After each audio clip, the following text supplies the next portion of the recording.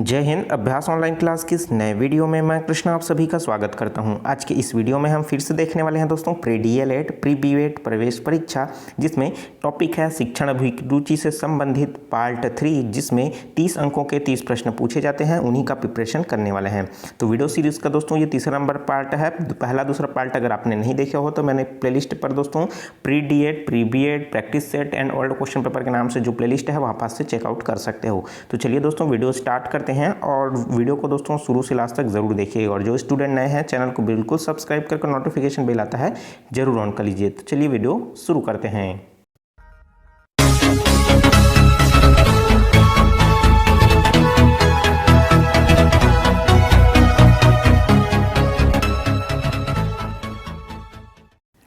दोस्तों पिछले दो पार्टों में हमने 20-20 क्वेश्चन को देख करके 40 क्वेश्चन को कवर किया था। तो उसके क्वेश्चन सीरीज को हम बढ़ाते हुए आगे का क्वेश्चन देखते हैं।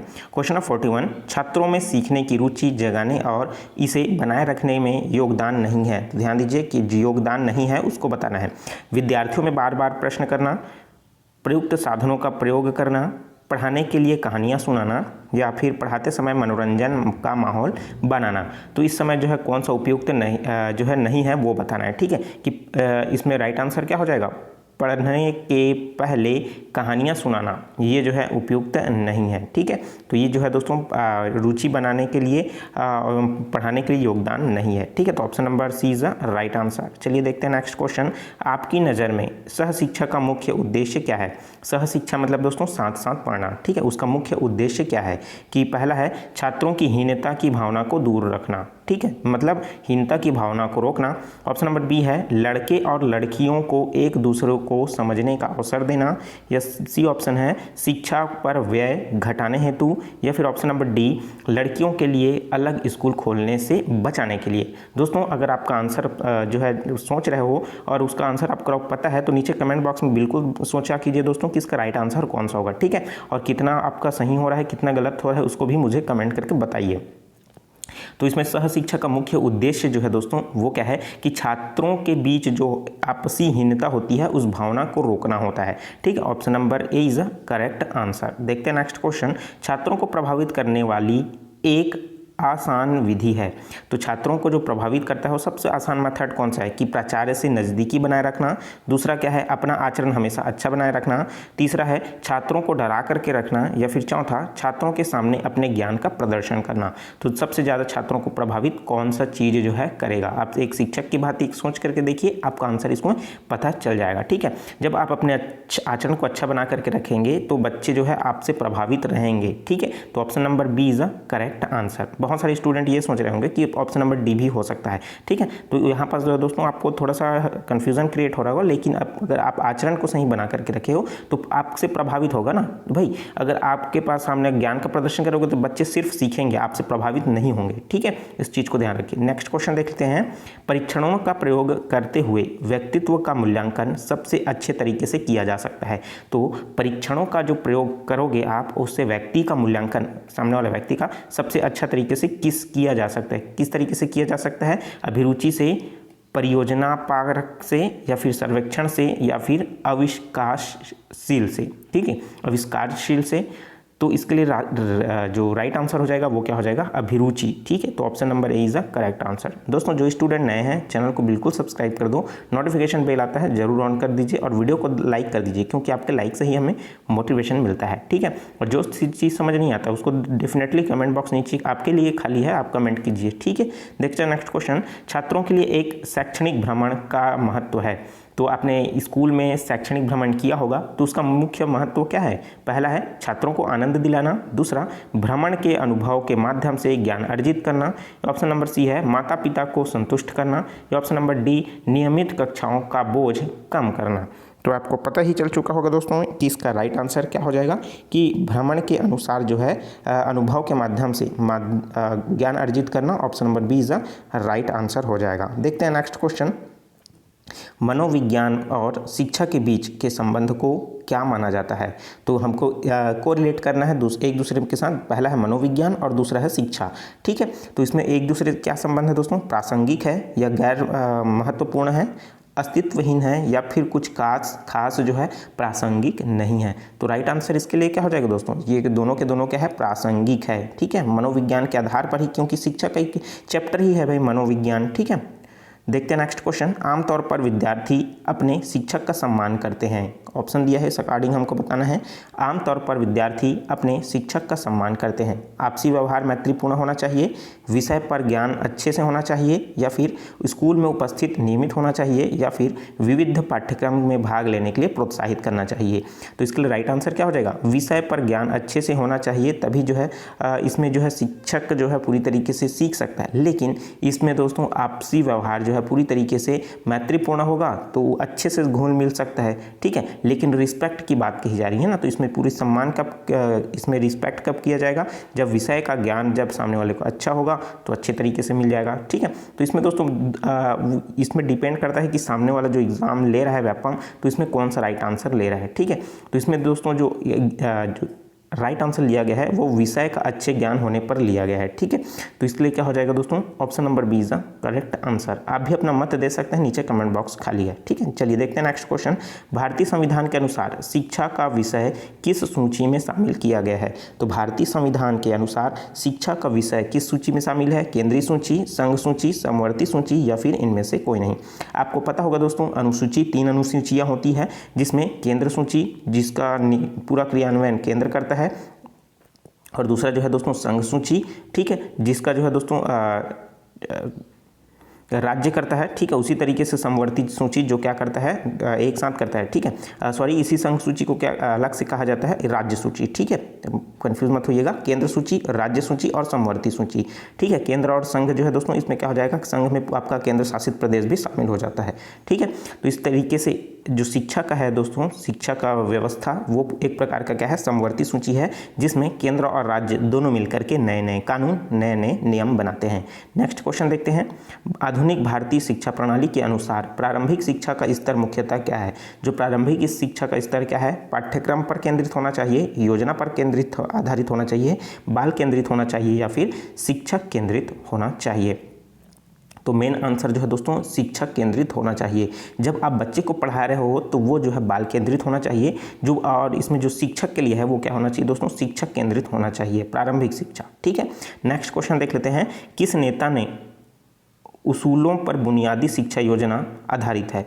ठीक है, किस नेता ने के उसूलों पर बुनियादी शिक्षा योजना आधारित है। तो है डॉक्टर एम.एस. राधाकृष्णन, महात्मा गांधी, मौलाना अब्दुल कलाम आज़ाद, या फिर रविंद्रनाथ टैगोर। तो इसके लिए राइट आंसर क्या हो जाएगा, ये हो जाएगा महात्मा गांधी। ठीक है, बुनियादी शिक्षा योजना कौन लाया था, महात्मा गांधी लाया था। तो option number B is the correct answer. ठीक है, चलिए देखते हैं दोस्तों नेक्स्ट क्वेश्चन। यशपाल जो समिति है निम्न में से किस विषय पर विशेष मूल्यांकन किया है। तो यशपाल समिति आप जानते हो, प्रोफेसर यशपाल। ठीक है, तो उनके जो समिति बैठी हुई थी उनका मूल्यांकन जो है किस पर किया गया था दोस्तों, कि माध्यमिक शिक्षा का स्तर सुधारने के लिए, या फिर विद्यार्थियों के अध्ययन या भार को समझने के लिए, शिक्षा का व्यवसायीकरण करने के लिए, या फिर शिक्षक प्रशिक्षण पद्धति में गुणवत्ता सुधार लाने के लिए। तो इसके लिए राइट आंसर जो हो जाएगा वो क्या है, विद्यार्थियों पर अध्ययन का भार को समझने के लिए। ठीक है, इस पर जो है दोस्तों एक नया जो मुख्य उद्देश्य जो रखा गया था वो क्या था दोस्तों, बस्ता का बोझ। ठीक है, जो हमारे बस्ता होता है, ठीक है, बैग, ठीक है, उसमें क्या होता है, बच्चे में इतना सारा बुक हो जाता है कि वो जो है उसी बोझ में के तले दब जाता है। ठीक है, तो उस भार को क्या करना है, कम करने के उद्देश्य से, और जितना उनको सिखाना है पूरा का पूरा सीख ले बच्चे, इस पर आधारित जो है ये कार्यक्रम चलाया जाता है, अभी भी चलता है। ठीक है, तो इसलिए क्या हो जाएगा, भार को कम करना है बस्ते का। ठीक है, बस्ते का भार कम करने के लिए यह योजना, मतलब जो इस विषय पर विशेष मूल्यांकन किया गया था। ठीक है, तो option number B is the correct answer. देखते हैं नेक्स्ट क्वेश्चन। उचित शिक्षा सर्वाधिक सहायक है किस लिए, व्यक्ति के आत्मनिर्भर बनने में, व्यक्ति का अर्थोपार्जन करने में, या फिर व्यक्ति को विद्वान बनाने में, या फिर व्यक्ति की प्रतिष्ठा बढ़ाने में। तो उचित शिक्षा क्या है दोस्तों, उचित शिक्षा वही है जो व्यक्ति को आत्मनिर्भर बनाता हो। ठीक है, तो option number A is the correct answer. चलिए देखते हैं नेक्स्ट क्वेश्चन। एक छात्र जो है गृह कार्य करके नहीं लाता है, आप क्या करेंगे भाई, आप एक टीचर हैं और आपका स्टूडेंट को बोले हो आप कि गृह कार्य कीजिए, होमवर्क करके लाना है, वो नहीं लाया, तो आप क्या करोगे? नीचे 4 ऑप्शन दिया गया है, उस अकॉर्डिंग बताना है। आप उसके बारे में जानकारी प्राप्त करेंगे कि वह मंद बुद्धि का बालक है, उसको पढ़ाई करने के लिए और समय देंगे। दूसरा, आप उसे दंडित करेंगे, या ऑप्शन नंबर सी, आप उसकी निंदा करेंगे, या फिर आप उसे परीक्षा में उत्तीर्ण कर देंगे। ठीक है, तो दोस्तों इसके लिए राइट आंसर क्या हो जाएगा? आप उसके बारे में जानकारी प्राप्त करेंगे कि वह मंद बुद्धि का बालक है या फिर क्या है, या कि उसको होमवर्क क्यों नहीं किया, पहले कारण जानिए। ठीक है, और उसको फिर से समय दे दीजिए एक बार। ठीक है, तो option number A is the correct answer. चलिए देखते हैं दोस्तों नेक्स्ट क्वेश्चन।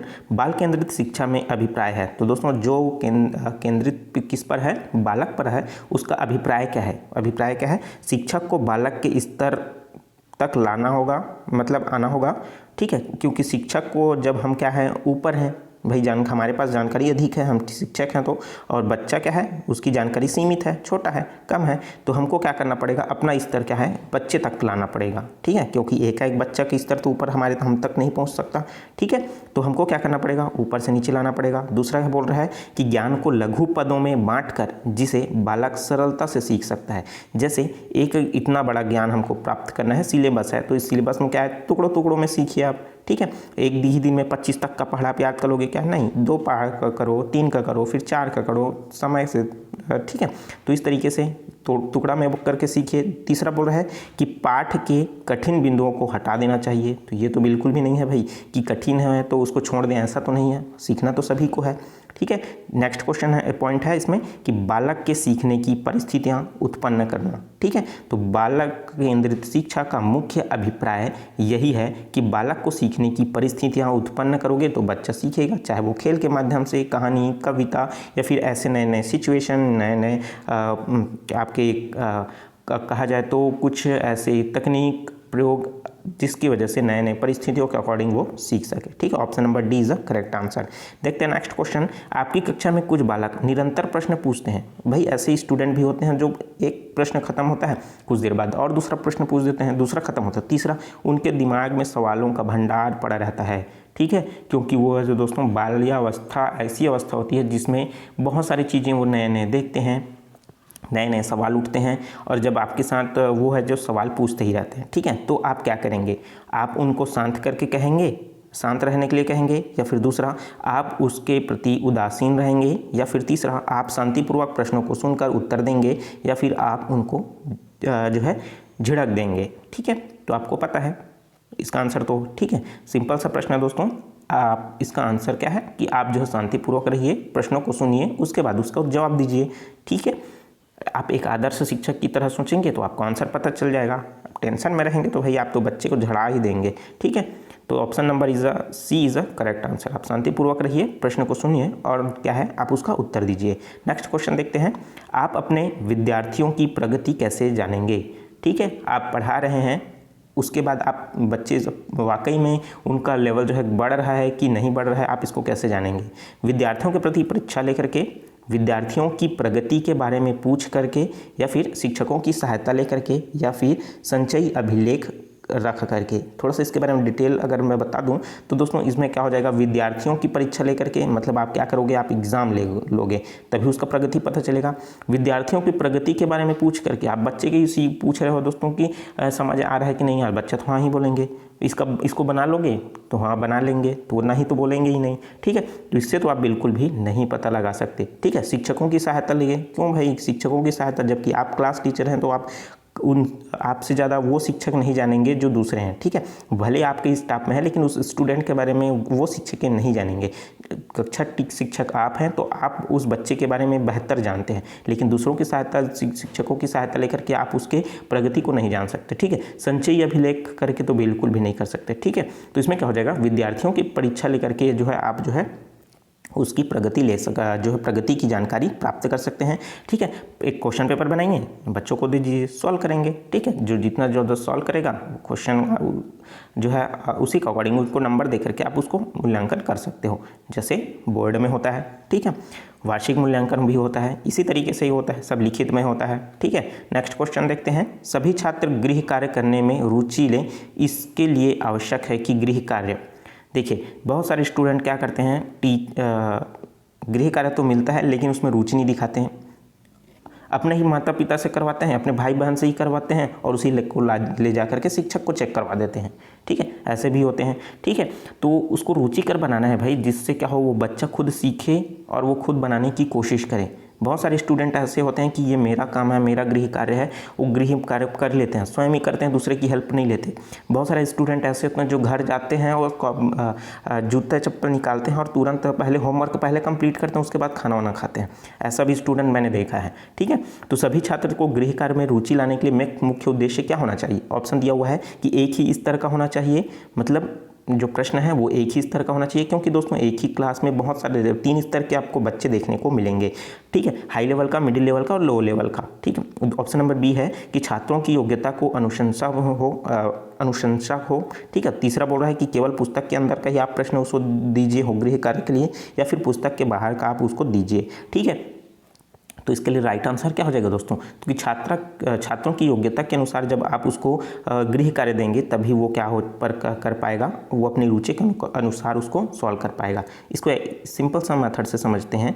आप जो है अनुकलन जो है ठीक है, अवकलन समाकलन आपको नहीं आता। ठीक है, और आपका लेवल उतना नहीं है, आपको अनुकलन जो है ठीक है समाकलन का क्वेश्चन दे दिया। ठीक है, तो अब वहाँ पास क्या करोगे, ये दिया है साइन थीटा, अब इसको सॉल्व कीजिए। ठीक है, तो अब दोस्तों इसको सॉल्व किस तरीके से करोगे? भाई आपका लेवल का नहीं है तो आप सॉल्व नहीं कर पाओगे, अगर आपके लेवल का है तो आपको सॉल्व कर पाओगे। ठीक है, तो इस तरीके का बच्चे का लेवल के अकॉर्डिंग अगर आप उनको प्रश्न दोगे तो वो बहुत आसानी से सॉल्व कर पाएंगे। ठीक है, तो इसी तरीके का मैंने बताया 3 लेवल का आपको स्टूडेंट देखने को मिलेगा, हाई लेवल, मिड लेवल और लो लेवल का। ठीक है, तो उसके अकॉर्डिंग ही आप उनको जो है क्वेश्चन दीजिए। बहुत सारे स्टूडेंट होते हैं, देखिए अगर क्लास चल रही है, क्लास चलने के बाद आप उसको होमवर्क दिए 17 का पढ़ा लिख करके लाइए, वो भी बिना देखे। तो जो होशियार लेवल है, होशियार लेवल का मतलब हाई लेवल का जो बच्चा है वो 17 तक का पढ़ा देख के मतलब बिना देखे उसको लिख के ला लेगा। दूसरा मिड लेवल का है दोस्तों, वो क्या करेगा, थोड़ा सा हिचकिचाए के देख के लिखने की कोशिश करेगा। लेकिन जो सबसे लो लेवल का है तो उसको तो याद ही नहीं है, तो वो देख करके लिखेगा या फिर ना ही लिखे, ये भी ऐसा है। ठीक है, तो रुचि का उसके लिए नहीं होगा, तो आप इस चीज़ को ध्यान रखिए। ठीक है, क्वेश्चन को अगर आप समझते हो अपने डेली लाइफ में अपना थोड़ा सा एक अच्छा शिक्षक, एक अच्छा विद्यार्थी के रूप में अगर आप सोच करके आप इसको सॉल्व करते हो तो आपको आसानी से क्वेश्चन सॉल्व करने में बहुत ही कोई दिक्कत नहीं होगी। ठीक है, और उम्मीद करता हूं दोस्तों मैं जो बता रहा हूं आपको अच्छे से समझ आ रहा होगा। ठीक है, वीडियो को जरूर लाइक कर दीजिए। देखते हैं नेक्स्ट क्वेश्चन 58 है, संकोची विद्यार्थियों में आत्मविश्वास विकसित करने के लिए आप एक अध्यापक के रूप में क्या करेंगे? ठीक है, संकोची विद्यार्थी मतलब संकोचित मतलब वो पूरी तरीके से क्या रहता है, शर्माता है। ठीक है, कहीं अकेले में ही रहता है, किसी से ज़्यादा घुलता मिलता नहीं है, बात भी नहीं करता, वो टीचर से भी अच्छे से बात नहीं करता, तो क्या होता है वो संकोची विद्यार्थी के अंतर्गत आता है। तो उसकी आत्मविश्वास को भी आपको बढ़ाना है, वो सबके साथ मिला करके रखना है। तो आप उसके रूप अगर आप टीचर हैं तो आप क्या करेंगे? तो ऑप्शन दिया हुआ है, उससे ऐसे प्रश्न के उत्तर पूछें जो वो उसे पहले से जानता हो। ठीक है, सिंपल प्रश्न पूछिए पहले। आप बड़े ही प्रश्न पूछ देंगे तो वो क्या कर जाएगा, बच्चा पहले से ही डर जाएगा, क्योंकि वो ऑलरेडी वो क्या है, संकोची प्रकार का है। अगर आप उसे कठिन सवाल पूछेंगे तो वो कठिन और भी क्या हो जाएगा, शर्मा जाएगा, या फिर वो क्या हो जाएगा, खुद को निंदा महसूस करेगा कि मुझे नहीं आता ऐसा वैसा। ठीक है, उसी तरीके से दूसरा क्या है कि उनको बोलने का अधिक से अधिक मौका देंगे। ठीक है, जब वो बार बार सामने आएगा, वो बोलेगा, तो क्या हो जाएगा, उसका संकोच प्रवृत्ति जो है बाहर उभरेगा। उसी तरीके से वह नहीं बोल पाता तो उसे आप डांटेंगे। ऑप्शन नंबर डी है, उसे बोलवाने का विशेष प्रयास नहीं करेंगे। ठीक है, तो इसके लिए राइट आंसर क्या हो जाएगा, बहुत ही सिंपल सा है। तो क्या करोगे आप, उसको बोलने का अधिक से अधिक मौका दोगे। ठीक है, क्योंकि आप ऊपर वाला प्रश्न ऑप्शन भी हो सकता है, लेकिन आप उसके क्या कर रहे हो, आप ज़बरदस्ती करने की कोशिश कर रहे हो। मतलब आप उससे प्रश्न पूछ रहे हो तब वो बोल रहा है, तो भाई उससे अच्छा है ये कि आप उसको बोलने का मौका दो। अब वो खुद ब खुद बोलेगा, अपने मन से बोलेगा। ठीक है, उसके दिमाग में जो चल रहेगा वो बोलेगा। तो ये क्या होता है दोस्तों, अधिक से अधिक बोलने का आप मौका दीजिए, तो इस अकॉर्डिंग क्या हो जाएगा, वो आसानी से वो बोलना सीख जाएगा। मतलब जो उसका संकोची प्रभाव है वो दूर हो जाएगा। देखते हैं नेक्स्ट क्वेश्चन, अभिभावक मुलाकात दिवस की सबसे अधिक आवश्यकता पड़ती है। ठीक है, जिसको कहा जाता है पेरेंट्स मीटिंग। ठीक है, अभिभावक मुलाकात दिवस इसी को ही कहा जाता है पेरेंट्स मीटिंग। इसमें क्या होता है, बहुत ही आवश्यक होती है उन सभी के लिए। देखते हैं ऑप्शन, प्राथमिक कक्षाओं में, माध्यमिक कक्षाओं में, या फिर सेकेंडरी कक्षाओं में, या फिर कॉलेजों में। जब अभिभावकों से मिलना और बच्चों के बारे में जानना बहुत इंपॉर्टेंट हो जाता है, जिसको अभिभावक मीटिंग या फिर जो है पेरेंट्स मीटिंग के नाम से जानते हैं। इसके बारे में तो आपको ज़रूर पता होगा। उसके लिए बहुत ही इंपॉर्टेंट होता है प्राथमिक लेवल के इस बच्चों के लिए, ठीक है। उसके बाद जो है मध्यम वर्ग के लिए बच्चे भी बड़े हो जाते हैं और सेकेंडरी में तो काफ़ी बड़े हो जाते हैं। अपने आप को ही जो है दोस्तों वो क्या करते हैं, घर का मालिक समझते हैं, ठीक है। वो लेवल की बात है जब, क्योंकि जो है किशोर अवस्था में पहुंच जाते हैं सेकेंडरी क्लास में जाने के बाद। और आपको पता है कि किशोर अवस्था जो है तूफान का काल के नाम से जाना जाता है। ऐसा वे अपने आपको फीलिंग मन में रहता है कि वो अपने घर को खुद चला रहे हैं, वो अपने मन के मालिक हैं, जितना पैसा कमा रहे हैं वही कमा रहे हैं और वही आपको दिला रहे हैं। इस तरीके का जो फीलिंग है उस तूफान के काल में आता है, जिसको कहा जाता है किशोर अवस्था काल। काफ़ी लंबा टॉपिक है किशोर अवस्था। जब उसको बाल विकास का चैप्टर जब मैं पढ़ाऊंगा तो अब उसके बारे में डिटेल में आपको बताऊंगा, ठीक है। तो चूंकि इसमें जो है दोस्तों जो है बाल्यावस्था की अवस्था होती है प्राइमरी मिडिल के लेवल के लिए, तो इसमें यहाँ से क्वेश्चन पूछता है, ठीक है। उस चीज़ को आपको समझिए, आपको आसानी से समझ आ जाएगा, ठीक है। देखते हैं नेक्स्ट क्वेश्चन। आज के वैज्ञानिक युग में छात्रों को जो आध्यात्मिकता का ज्ञान देना आवश्यक है, अनावश्यक है, पिछड़ापन है या फिर असंभव है? क्योंकि दोस्तों बहुत सारे स्टूडेंट हैं या फिर जिनकी सोच है कि आध्यात्मिक ज्ञान सब फालतू है, ठीक है।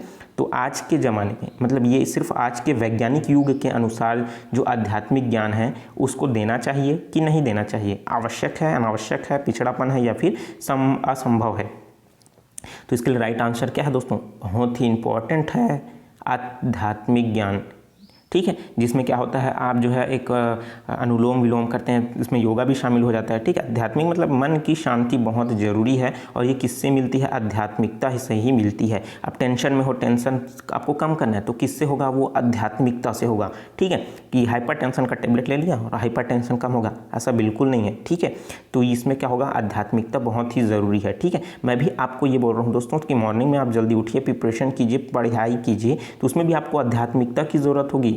भ्रामरी प्राणायाम कीजिए, क्योंकि इससे क्या होता है, आपका मन जो है, दिमाग है वो गूंजेगा, ठीक है। जब ओम का उच्चारण करोगे तो दिमाग जो है घूमेगा, गूंजेगा वो शब्द, तो आपको याद भी है दोस्तों। जब पढ़ने बैठोगे तो उसी चीज़ को आप घुमाइए ना जो आपके लिए इंपॉर्टेंट है। जो चीज़ आपके लिए इंपॉर्टेंट नहीं है वही दिमाग में बार बार ला रहे हो तो कोई काम का नहीं है, ठीक है ना। वो आपके आगे कोई काम भी नहीं आएगा और आपके जो सोच रहे हो आपके काम को भी बिगाड़ने की कोशिश करेगा। तो अनावश्यक चीज़ों को आप बिल्कुल मत सोचिए, ठीक है। तो इसमें क्या है, देखिए अध्यात्म की बात मैं ही शुरू कर दिया, तो इसमें दोस्तों पढ़ाई में भी क्या है, आध्यात्मिकता बहुत ज़रूरी है। देखते हैं दोस्तों वीडियो का नेक्स्ट क्वेश्चन, वो है आपके लिए। वीडियो भी काफ़ी लंबा हो चुका है क्योंकि दोस्तों हर क्वेश्चन को डील करते काफ़ी समय भी हो जाता है, प्रिपरेशन करने में दोस्तों काफ़ी सिलेबस भी काफ़ी लंबा है, ठीक है। देखते हैं नेक्स्ट क्वेश्चन, ये आपके लिए है, आप मुझे कमेंट करके जवाब दीजिएगा, ठीक है। विद्यालय में खेलों के आयोजन का उद्देश्य क्या होता है? तो विद्यालय में जो खेलों का आयोजन होता है, क्यों कराया जाता है भाई? खेल, ठीक है। खेल तो नहीं कराने जाना चाहिए, विद्यालय है, पढ़ा भाई, स्टूडेंट को भेजो, पढ़ाओ, वहाँ से ज्ञान प्राप्ति करो, घर आ जाओ। लेकिन वहाँ खेलों का भी आयोजन होता है ना, क्यों होता है भाई? तो ऑप्शन दिया हुआ है छात्राओं को किसी कार्य में लगाना, दूसरा है शरीर को हष्टपुष्ट बनाना, या फिर सी है प्रतियोगी खेलों के लिए तैयार करना, या फिर डी बालक का सर्वांगीण विकास करना, ठीक है। सिंपल सा क्वेश्चन है, इसका आंसर तो आपको ऐसा ही पता चल गया होगा। नीचे कमेंट बॉक्स में जरूर बताइए। और दोस्तों जो स्टूडेंट नए हैं चैनल को जरूर सब्सक्राइब करके नोटिफिकेशन बेल आता है ज़रूर ऑन कर लीजिएगा। वीडियो को ज़्यादा से ज़्यादा शेयर करें व्हाट्सअप ग्रुप में, फेसबुक ग्रुप में, इंस्टाग्राम में, स्टडी मेंटर ग्रुप में, ताकि इस वीडियो का फायदा सभी लोगों को मिल सके जो कॉम्पिटिशन एग्जाम की प्रिपरेशन कर रहे हैं, ठीक है। इसका PDF जो है आप मेरे टेलीग्राम चैनल अभ्यास ऑनलाइन क्लास से डाउनलोड कर सकते हो या फिर www.abhyasgk.com विजिट कर सकते हो, ठीक है। मेरे फेसबुक पेज और इंस्टाग्राम पर भी मुझे फॉलो कर सकते हैं, फेसबुक पेज को लाइक कर सकते हैं। देखते हैं दोस्तों, मिलते हैं नए वीडियो में नए पार्ट के साथ। और अन्य पार्ट को देखने के लिए मैंने दोस्तों प्लेलिस्ट बना करके रखा है, उसको भी आप ज़रूर चेकआउट कीजिए, ठीक है। नीचे में काफ़ी डिस्क्रिप्शन भी दे रखा है ओल्ड क्वेश्चन पेपर का, आप उसको भी ज़रूर चेकआउट कीजिए। चलिए मिलते हैं दोस्तों नए वीडियो में नए जानकारी के साथ। तो take care, all the best, जय हिंद।